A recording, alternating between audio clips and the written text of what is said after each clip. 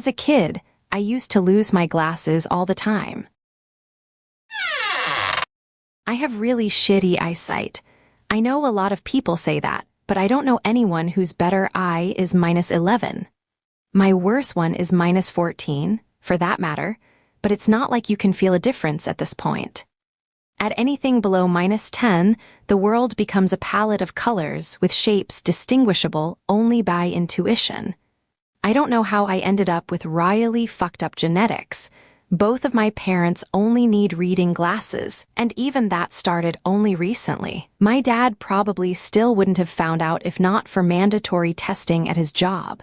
He is a sea captain. It doesn't come as a surprise that when I was a kid, I wanted to be like him.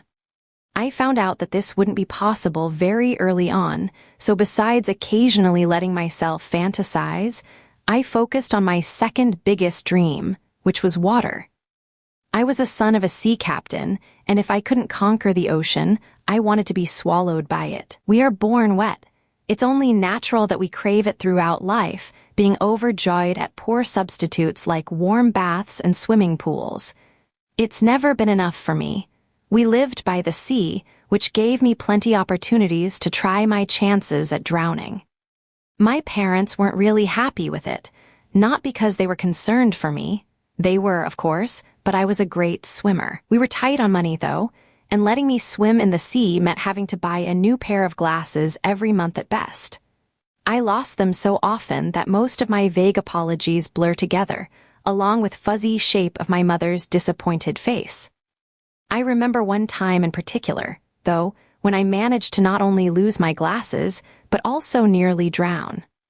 I was 7 at the time, and I was teasing the sea to come and get me with its enormous, greedy hands. I remember looking at my mom sunbathing at the shore one last time before the ocean grabbed me and refused to let me out. Before I even realized what was happening, the water ripped my mouth open and stormed in, making me swallow it. I was trapped, and even though I saw the light somewhere above me, it was far out of my reach, constantly getting covered by new surges of water. If I had been able to think clearly, I would have prayed, but there was no time for that. Soon enough, I saw my very first eclipse of the sun, as the light disappeared behind the shadow over me. The shadow then pulled me out of the water and held me close to its chest in a very tight grip. I heard my mom's voice repeating, "Oh my God," and "You're safe," over and over again straight to my ear. And as I wrapped my arms around her neck, I started to realize I had been very scared the whole time, so scared I let her carry me to the shore. I didn't cry, because the sea had already cried for me and left me all drenched in its tears. My mom got rid of them with a towel rough with sand. Even though I couldn't even see her face, I still remember how scared she was. I think that was the only time when she didn't scold me for losing glasses in the sea. Her voice was filled with worry, to the point that besides feeling scared, I felt embarrassed by making her feel this way. She kept saying she thought she lost me and that she loved me, and to be completely honest, I've never felt as loved as back in that moment, before or after. I stumbled all the time on our way home. I really missed my dad, but he was somewhere at the ocean, so spending time with him wasn't an option. I couldn't do much without the glasses, so after my mom made dinner, I listened to her reading me a book. I don't remember what book she read me, but I really wish I did. Nothing calmed me down as fast and made me asleep as easily as that book. I struggle a lot with insomnia, and I could really use some help. I fell asleep early that evening. The last thing I remember is her giving me a goodnight kiss as steady, secure darkness embraces me, my eyesight, and my dreams. My next memory is being woken up by front door being unlocked. It was the middle of the night, and I was a little afraid of the dark, but I got up and went to check what was happening in the hall. A person was standing there. When she saw me, she screamed. That scream would have scared you back to your room forever, but it only made me slightly confused. I would recognize my mom's voice everywhere. I just didn't understand why she kept asking me how I got home. I probably remember this so well because of how many times it's been recalled by me or one of my parents. It became a story to tell at parties or on dates. something in which people don't actually believe, but pretend to do so because it's still interesting. My parents are probably the only people who ever treated it seriously, mostly because for that whole day my mom was convinced I drowned in the sea or got kidnapped. She got home after she gave her statement to the police. I still sometimes wonder who rescued me and brought me home that day. I remember her face as an oval shape with 3 holes, just like I remember every face from the days without glasses. It could have been anything. Submitted by /U or Arionen link comments.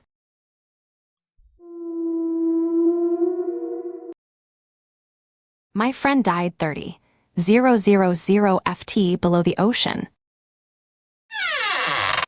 My coworker no, my friend just died. We're currently 30,000 ft below sea level, and he just fucking died. Sending my superiors that message, they of course asked for an in-depth report. Was he showing symptoms? Acting strange? And all the other type of shit you'd expect.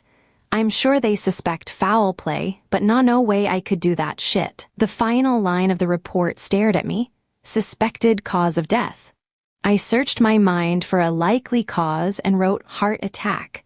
I hope they never see his body the true cause. I close the report and rub my temples, hoping the headache starts to fade.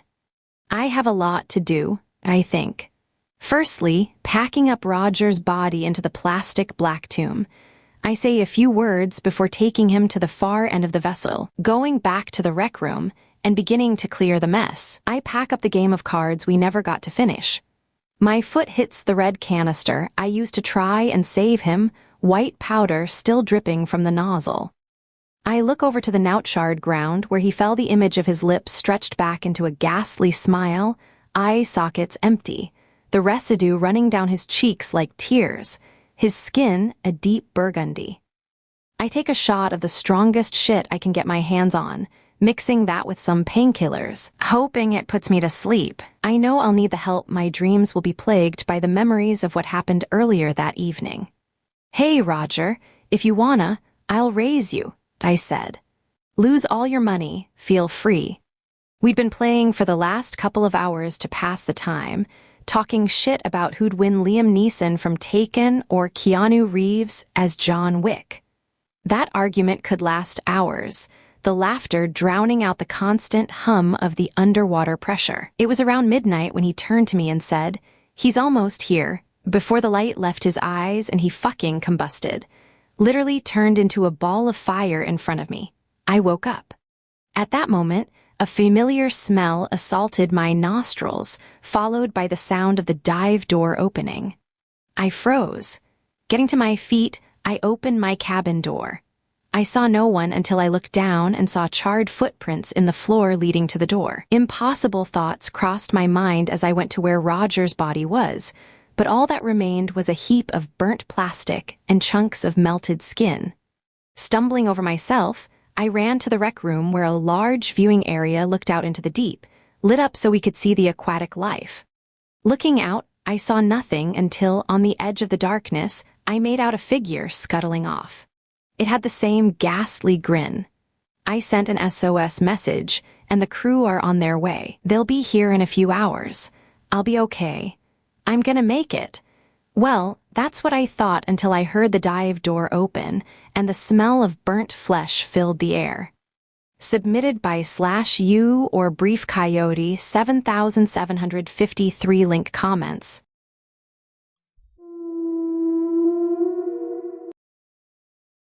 I downloaded a PC port of the Toy Story game from the Sega Genesis console, and suddenly... Hi everyone, this is my first post in this community. It's my first time here. I just want to chat and share things with you all. Submitted by /U or Perfect Tension 546 link comments.